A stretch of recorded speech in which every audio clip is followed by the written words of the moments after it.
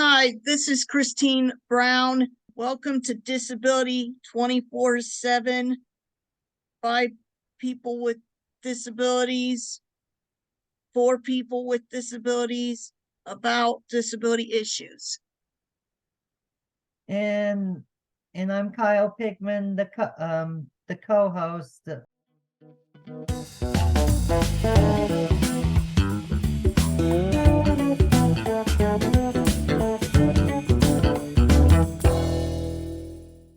We are honored to have Jed Morison, the retiring superintendent of the Franklin County Board of Developmental Disabilities. I'm delighted to be here and appreciate your good work. I've watched some of your podcasts and I'm very impressed with how you're doing. Thank you. So, Jed, what interested you in working in the DD field? Well, that's a good question. When I got out of college, this was quite a while ago, I applied to different places to be a teacher. And one of the jobs that was offered to me was a temporary job with what was then called, this is old terminology, it was called the Franklin County Program for the Mentally Retarded back in the day. And I was offered a job as a teacher on a temporary basis to replace somebody that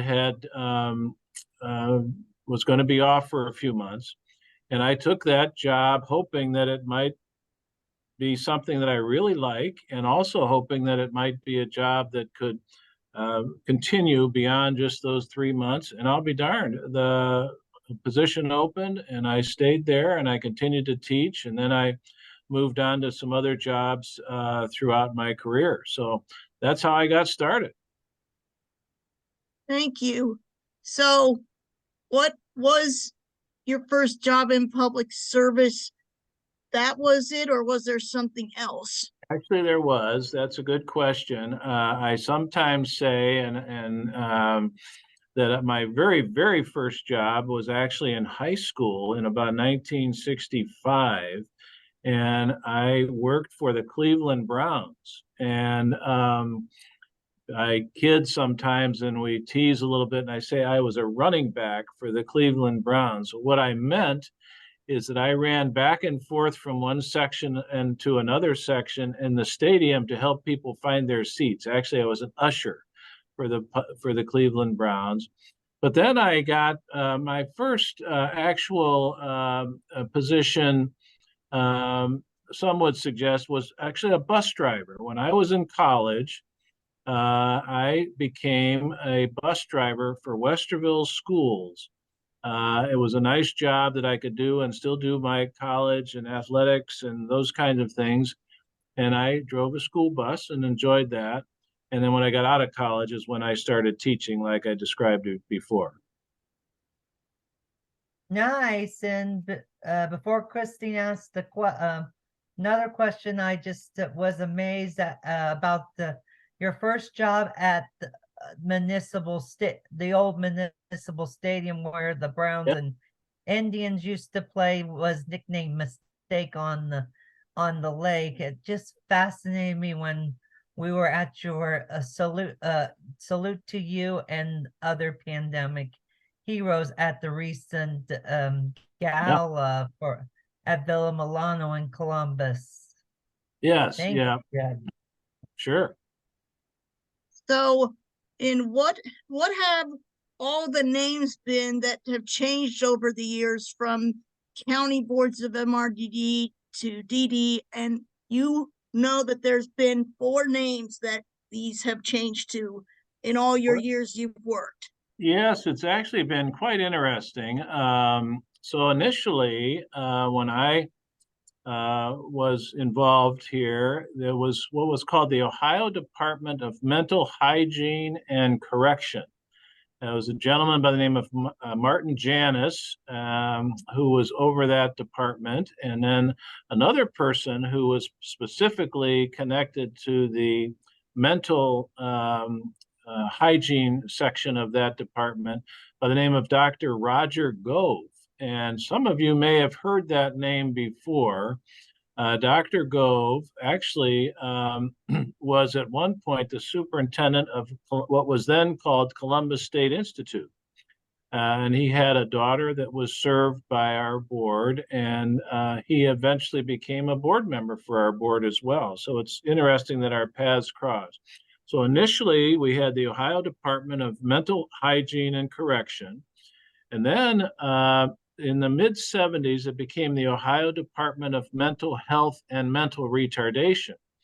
And so there were those two categories that were listed. And at that particular time, the head of that particular department was a person by the name of Dr. Timothy Moritz. You may have heard of the Moritz Center out on the west side. And he was the director of the Department of Mental Health and Mental Retardation. And underneath that, what was called the Division of Mental Retardation. And I know when I worked there, there was a person by the name of Dr. Norman Neeson, who was over the department or the Division of Mental Retardation. And there have been, I think 10 or more different people in that role, because that department later became the Ohio Department of MRDD, Mental Retardation and Developmental Disabilities. So it went from the Ohio Department of Mental Health and Mental Retardation, then it went to the Ohio Department of Mental Retardation and Developmental Disabilities. That was right around 1980 or so. And the director at that time was a fellow by the name of Rudy Magnoni. He was the director, and he was followed by somebody by the name of Minnie Fells Johnson. And there's a person by the name of Bob Brown, and then Jerry Manuel, and Ken Ritchie, and John Martin, and Jeff Davis, and Kim Hawk, who is our current director. There were some other people that actually had that title in the middle of that, maybe for a couple weeks or a couple months, while there was an interim period of time. But during that, the 80s, it was called the Ohio Department of Mental Retardation and Developmental Disabilities. And then actually in 2009, so several years later, it became the Ohio Department of Developmental Disabilities. The term mental retardation was taken out of the name of the state agency, and it was also taken out of the name of all of the county boards throughout Ohio. And that was in 1989, or excuse me, it was in 2009, and it was really an initiative by self-advocates. Self-advocates felt that the term mental retardation, and particularly the slang from that term, words like you're retarded or you retard, those kinds of things were very offensive to people. And so self-advocates said, look, let's change the name and let's not use that. Let's remove the R word. Let's remove that. And so there was a big effort, and Governor Strickland at that time signed a law. We were actually there at that time. Some of our self-advocates were right there sitting right next to the governor when he signed the law to take the term mental retardation out of the name of the State Department and out of the name of county boards of developmental disabilities. So those are the four changes that I'm aware of over the years. Again, Ohio Department of Mental Hygiene and Correction, then Ohio Department of Mental Health and Mental Retardation, then Ohio Department of MRDD, Mental Retardation and Developmental Disabilities, and then finally the current term, which is the Ohio Department of Developmental Disabilities. Nice, Jed. And Christine, I know there was a question before the question you asked. If you don't mind me asking this, what jobs have you been on over your 54 years in this field? Okay, yeah. Well, as we talked a little bit, I did was a bus driver, but then I became a teacher, and I enjoyed that. I actually taught. My first teaching assignment was at what was then called Columbus State Institute. It's now called Columbus Developmental Center. And believe it or not, at that particular time, there were about 2,500 people that lived there. And so after I would teach, and I taught in what was called Gove School. Gove School is now the administration building at Columbus Developmental Center, but it used to be called Gove School, and there were classes there, and I taught there. After I would teach, I would generally walk the grounds of Columbus Developmental Center, and it was very, very different. I've said on a number of occasions that I've sort of witnessed a civil rights movement for individuals with developmental disabilities. We've gone from Columbus Developmental Center, it used to be Columbus State Institute. We had 2,500 people there. We had about 2,500 people that lived at Orient State Institute, which is close to Central Ohio as well. Today, Orient is no longer a facility serving individuals with developmental disabilities. In fact, it became a correctional facility. And Columbus Developmental Center, I don't know the exact number today, but in the neighborhood of 100 people, something like that. So you've gone from Orient having 2,500, Columbus having 2,500, close to 5,000 people in Central Ohio, to now we have in the state-operated facilities just about 100 or so. And most people are now receiving services and becoming a part of their communities. And so it's been quite a shift. And as I've often said, it's been interesting to witness this civil rights movement for folks who have developmental disabilities. So that was my teaching job at the Columbus Developmental Center. Then I became a supervisor with the Franklin County Board. And then in the mid-70s, I became the director of the Ohio Special Olympics. And I was very privileged to be involved in really helping to establish Special Olympics. We were working hard to make sure it became a year-round program, and the state games was being converted. We converted it from just a track meet to a multi-sport event. And we started something called Tent Town, which you may see still today, years ago. And so I did that for, in the mid-70s, I was the director of the Ohio Special Olympics, and I really enjoyed that. It was a great job.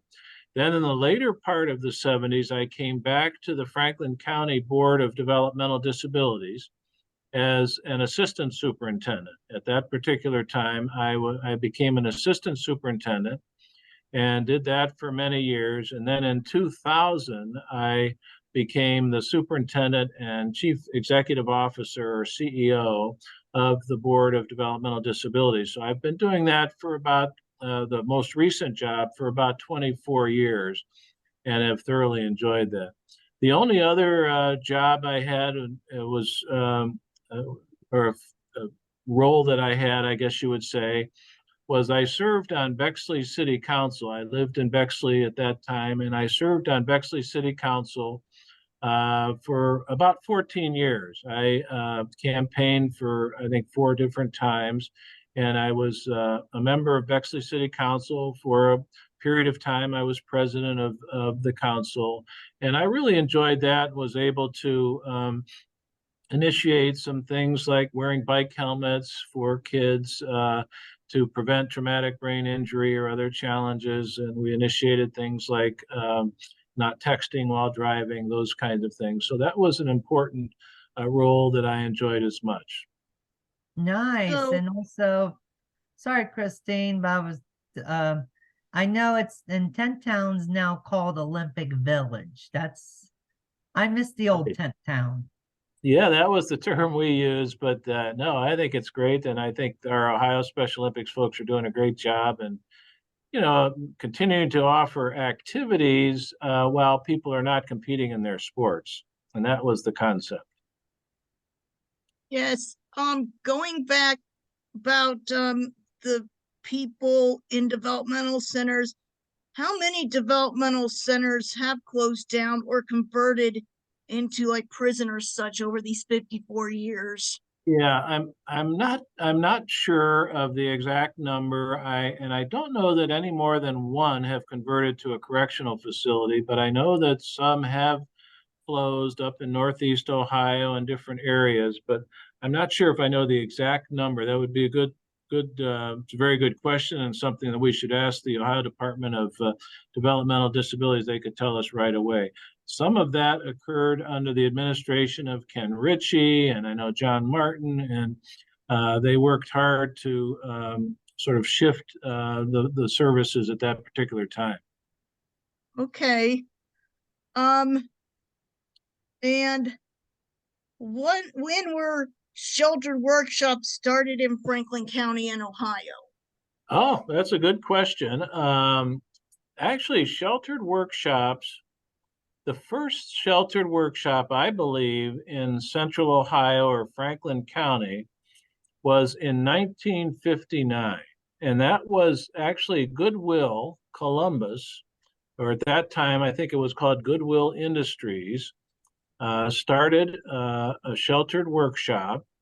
And in 1963, Arc Industries actually became an organization. Arc Industries started actually 60 years ago, when you think about it. This is 2003. In 1963, Arc Industries started. That was before county boards of developmental disabilities were even established. They were not established until 1967. At that time, they were called county boards of mental retardation.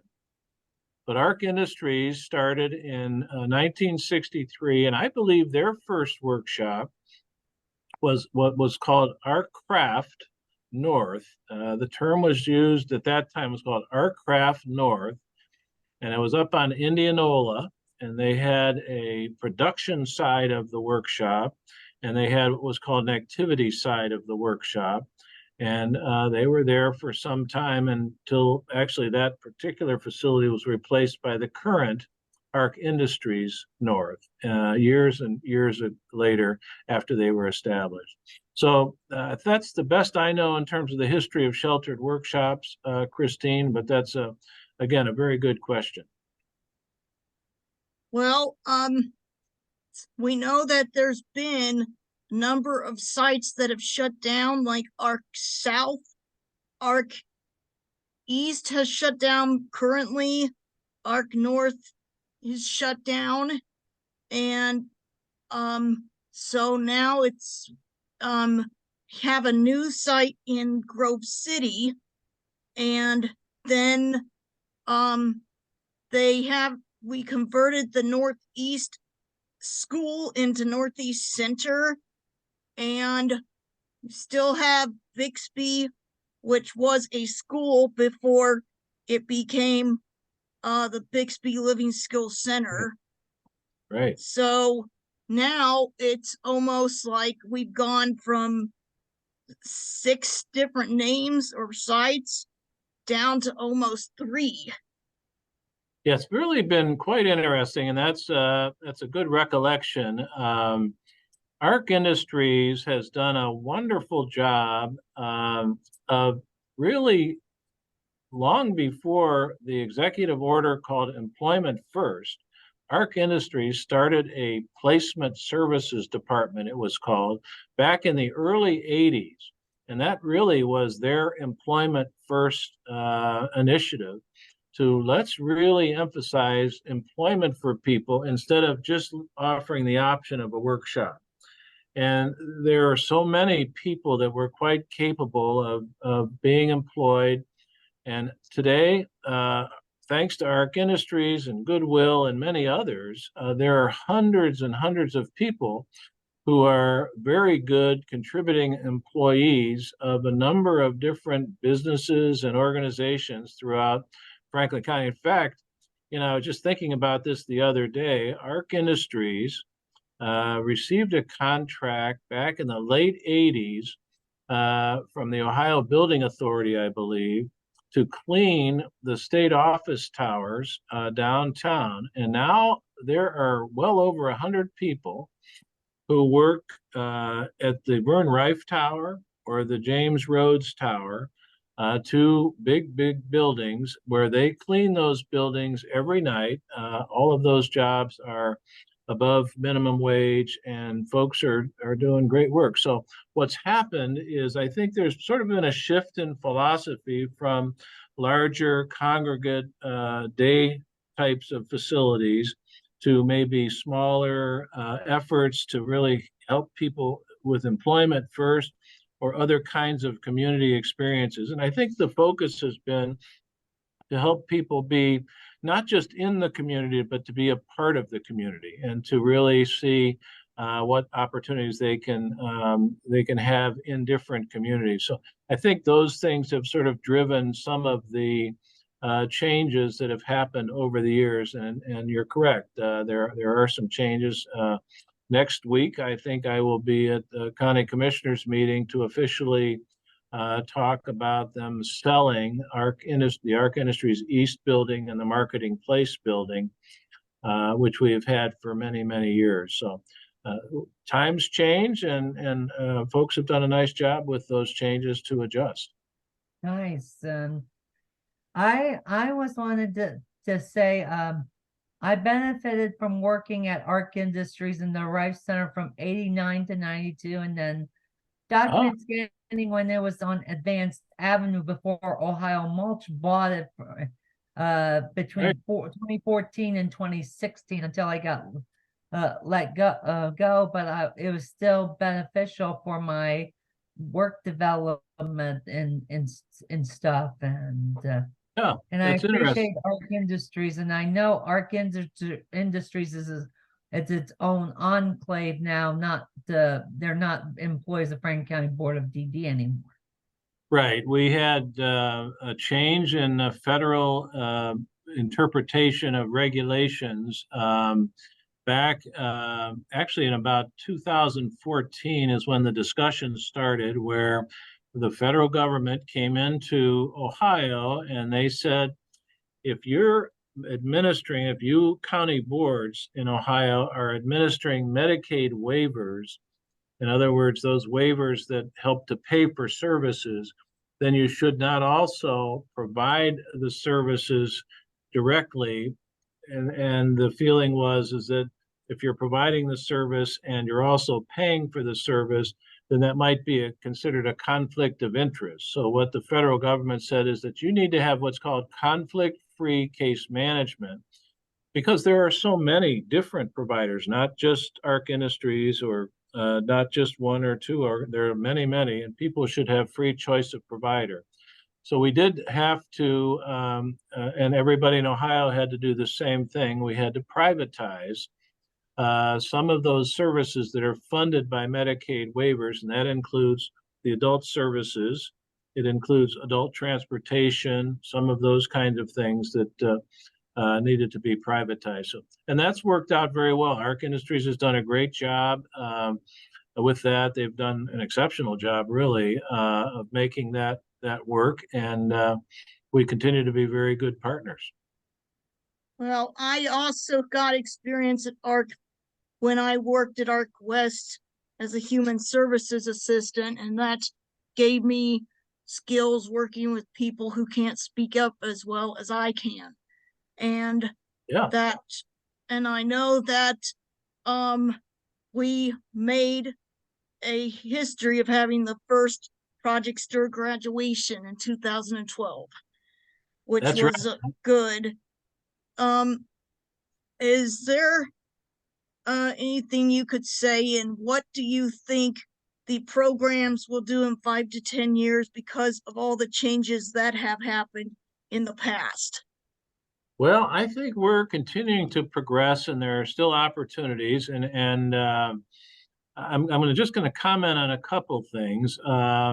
You mentioned you were in a habilitation assistant curriculum at Columbus State Community College. I think that was a great example of thinking outside of the box, so to speak, when we established, through a partnership with Columbus State, an actual program for individuals that might have developmental disabilities to be involved in a full curriculum, a 1-year experience. We're very proud of that. And I can anticipate that there will be more opportunities for people that might have developmental disabilities to get advanced education and opportunities to help with their career options.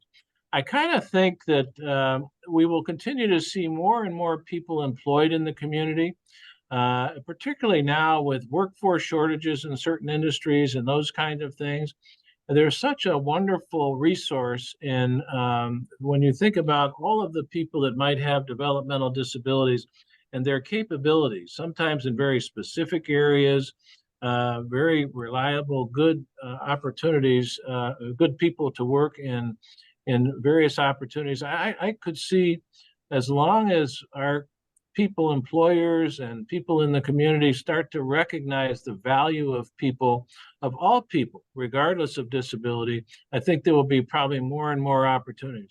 Likewise, in the whole area of where people live, we have really worked hard to give people opportunities to live in the community. And, sometimes what people want and what they need, sometimes those aren't exactly the same thing. And, there's certain budgetary limits and those kinds of things.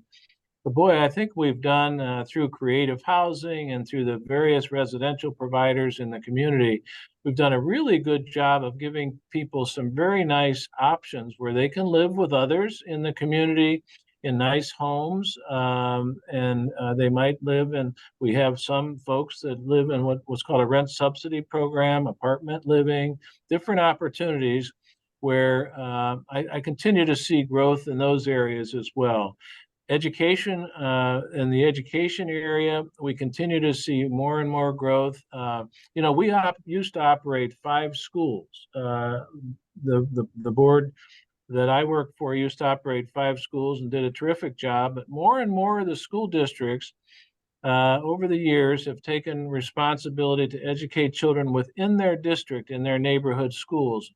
And I can see that continuing. And I also can see the work that we're doing through our transitional school at West Central continuing as well, because this turns out to be a very valuable option for a lot of youth who are in the age range of 14 to 22, who are attending West Central School, getting skills and preparing for adulthood, and giving them a much greater chance of success through their adulthood. And so school districts are finding that to be a very valuable resource. But at the same time, they are providing very good services for so many of the students that live in their particular district. So I can see many changes that are going to happen in the future. We just continue to grow and to continue to make life better for everybody. Thank you, Jed. The two things, I'm benefiting from the rent subsidy program from creative housing. We may get creative housing on another podcast, but I'm benefiting with reduced rent and also in West Central School. And I enjoy doing the Monday night open swim, which I'm still working on trying to find somebody to take me to on Monday nights from 5:30 until 7. It's only $10 for the whole year. And while we'll still do Special Olympics on Thursday nights with Franklin County Special Olympics, but I just enjoy, I've been doing the Monday night open swim since 2009 until I'm grateful that Lindsay Evans, our producer, was able to take me until this year because of her tap dancing commitments with Ballet Med, and I understand it, but I'm working on finding another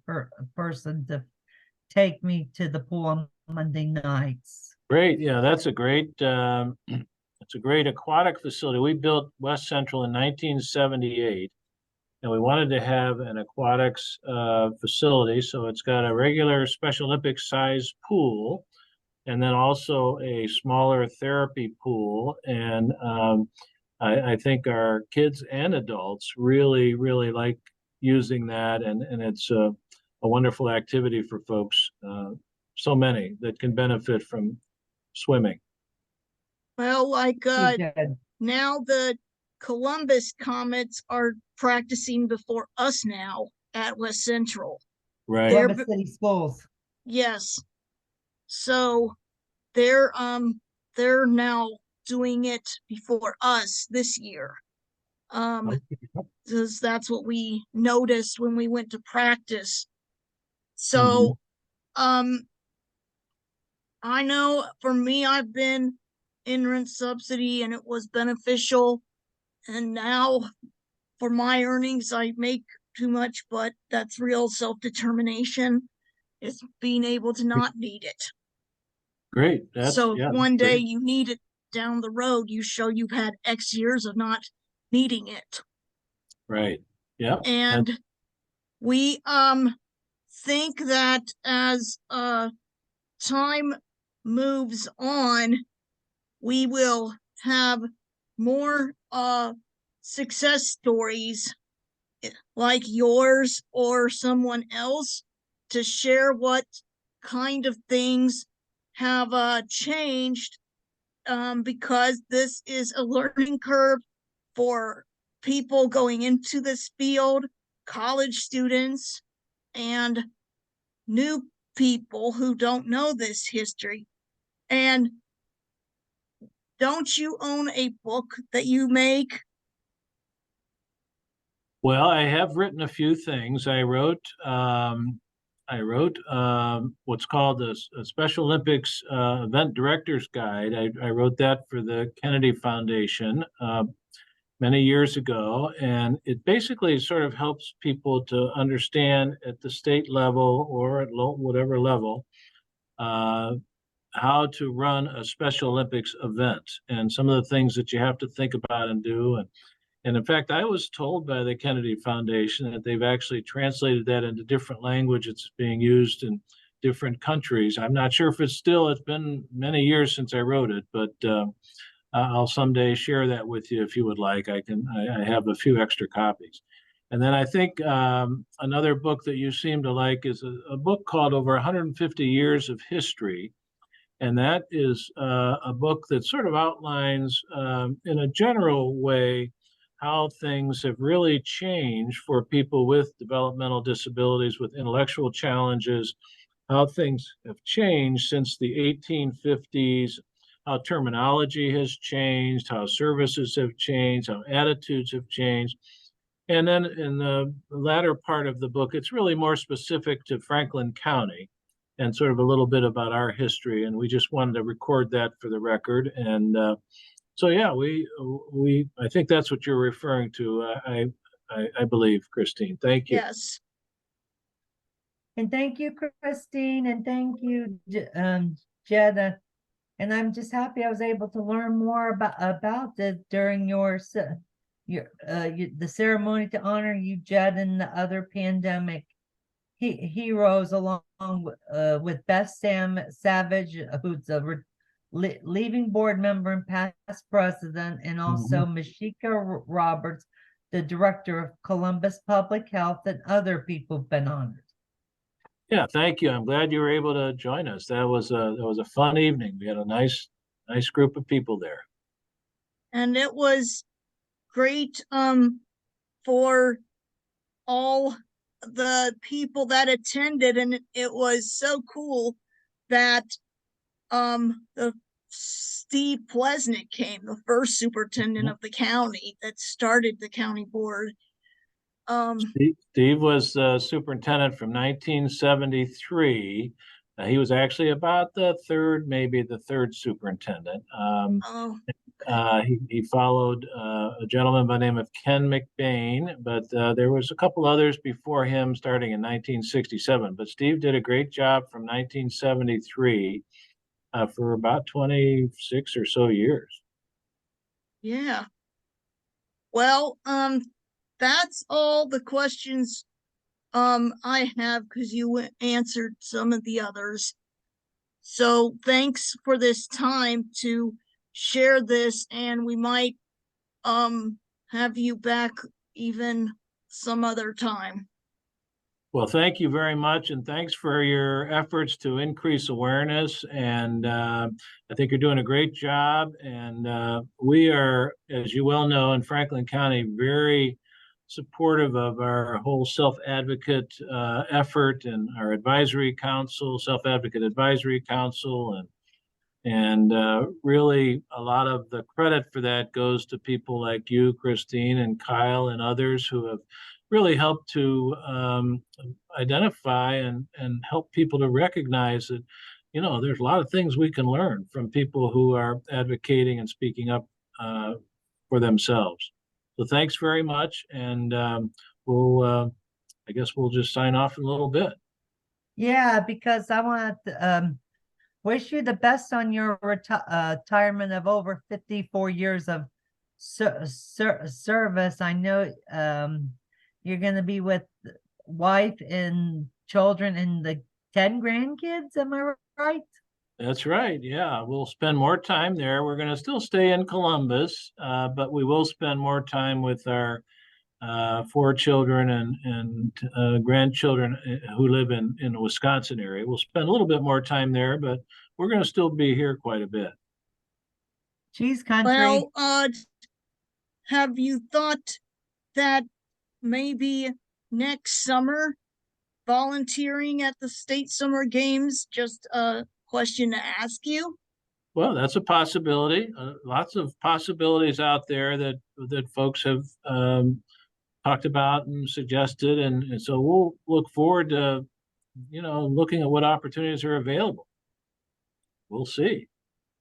Yes, that was so great, Christine, and thank you. And people with developmental disabilities are now getting college degrees and working on those, and even some have become lawyers and doctors too, and more. Yeah. That's right. People are doing great, and it's just important for us all to recognize that we all have abilities and capabilities and value, and it's just important to continue to recognize that and help people to recognize that throughout our communities. Well, Thank you, thank you Jed. for this time in getting to interview you, and we appreciate it. Well, thank you very much, and again, congratulations on all your good work, and thanks so much. And Thank thank you. Jed. Mhm.